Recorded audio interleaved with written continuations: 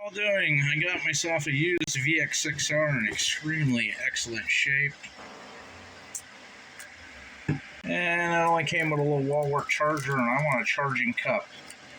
So I ordered this FOR7R.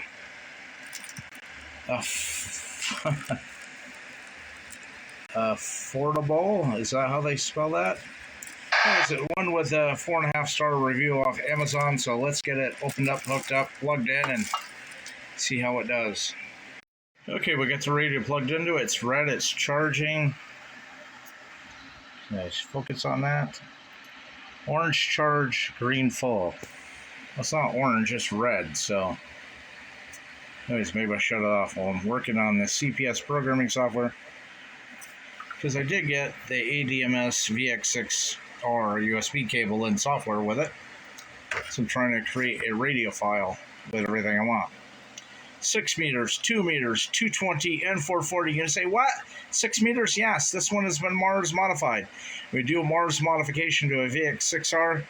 It now transmits on 6 meters. Not a whole whopping 5 watts. It's more like right around 2.8 to 3.2 watts on average. But hey, better to have and not need than need and not have. And 6 meter FM is a really fun band when it's open, even for ground wave locally.